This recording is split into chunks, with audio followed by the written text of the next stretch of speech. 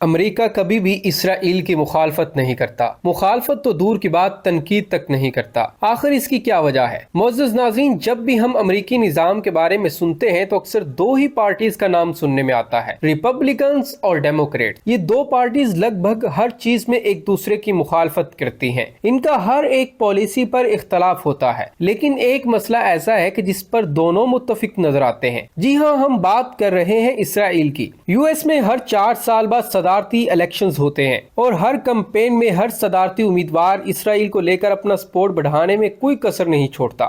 U S کے ہر president کا support اسرائیل کے فیور میں ہی دیکھا گیا ہے۔ ہر سال بلینز آف ڈالر کی ایڈ کے ساتھ ساتھ اسرائیل کی ملٹری ایکشنز کو سپورٹ کرنا اور ہر انٹرنیشنل فورم پر اسرائیل کے خلاف قراردادوں کو بلاک کر دینا دونوں ملکوں کے معاشقے کا واضح ثبوت ہے۔ آپ کو جان کر حیرانی ہوگی کہ یو ایس نے اسرائیل کے خلاف لائی گئی قراردادوں کو اپنی ویٹو پاور کے ذریعے 42 دفعہ بلاک کیا ہے، اور یہ تو صرف کچھ اشارے ہیں۔ جب اسرائیل اور حماس کے درمیان غزہ پر وائلنٹ کلیشز چل رہے تھے، اس وقت کانگریس نے صدر بائیڈن کے اوپر اسرائیل کو تنبیہ کرنے کا بہت پریشر بنایا، یہاں تک کہ یو ایس اسرائیل کو دی جانے والی فائنینشیل اور ملٹری امداد پر بھی کئی دفعہ بحث ہوئی، لیکن اس کے باوجود صدر بائیڈن نے اسرائیل کو کرٹیسائز نہیں کیا۔ یہاں سوال یہ ہے کہ آخر کیوں امریکہ چاہ کر بھی اسرائیل کو ایک پوائنٹ پر کرٹیسائز نہیں کرتا؟ آخر کیوں دنیا کی سب سے بڑی سپر پاور اپنے انٹرسٹ سے پہلے اسرائیل کے انٹرسٹ کو آگے رکھتی ہے؟ اپنی intelligence, military and technology expertise کی بدولت آج اسرائیل بڑی بڑی پاورز کو پیچھے چھوڑ رہا ہے، تو پھر اب بھی یو ایس سے اسرائیل کو ایڈ کیوں پرووائڈ کرتا ہے؟ یوں تو آپ بہت اچھے سے جانتے ہیں کہ جب بات جیو پولیٹکس کی ہوتی ہے تو یہاں کوئی بھی فرینڈ شپ بنا مطلب کے نہیں ہوتی۔ اس طرح ظاہر ہے کہ یو ایس کیا اسرائیل کے لیے سپورٹ اس کے خود کے اسٹریٹجک انٹرسٹ کو بھی پروموٹ کرتا ہے، اسلامک ایکسٹریمسٹ گروپ سے متعلق انٹیلیجنس مہیا کرتا ہے،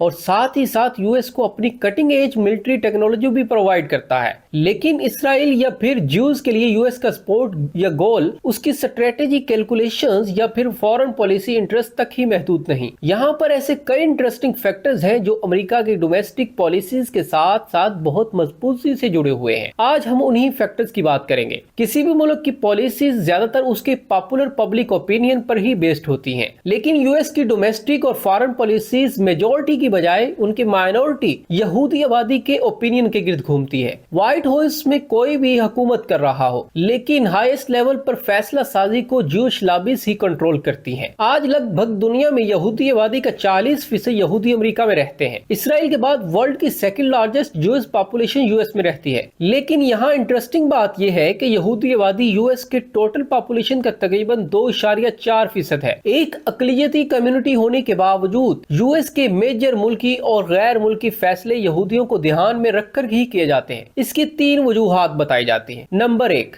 جیوز نے امریکہ کو باب ڈائلن، نیل ڈائمنڈ، میکس ویپر اور مائک بلومر جیسے نئے آرٹسٹ اور بزنس مین دیے ہیں۔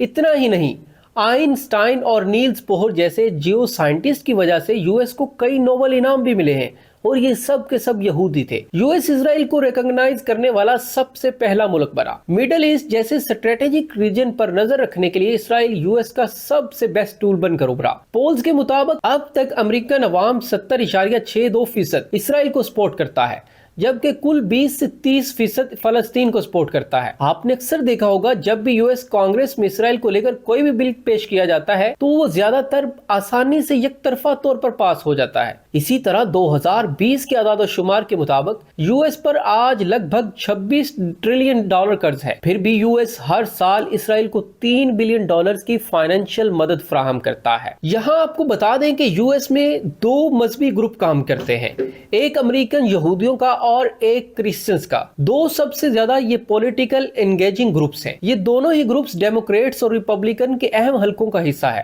اور یہ دونوں ہی گروپس پرو اسرائیل ہے۔ اب بات کرتے ہیں لابیز کی۔ لابی سیکرٹ روم میں بند دروازوں کے پیچھے آپریٹ کرتی ہیں۔ تفصیلات کے مطابق جیوش لوگ اللیگل طریقوں سے فنڈ ریز کرتے ہیں۔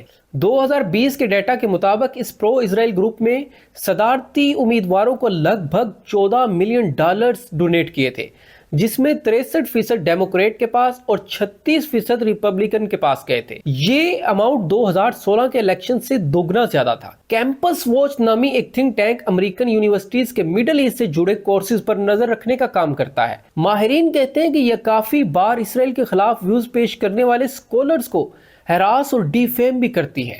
دوستو، اس طرح جانے کتنی آرگنائزیشنز اور ویپن انڈسٹریز الگ الگ گروپ میں ان پالیسیز کو انفلوئنس کرتی ہے۔ ان کا مین مقصد یو ایس کی پولیٹکس اور ان کی سول سوسائٹی میں خاص طور پر انٹرفیئر کرتے ہیں۔ تو یہ ہیں وہ وجوہات جن کی وجہ سے امریکہ اور اسرائیل کا اتحاد کبھی بھی کمزور نہیں ہوتا۔ ناظرین، آپ اس بارے میں کیا رائے رکھتے ہیں؟ کمنٹ میں ضرور بتائیے۔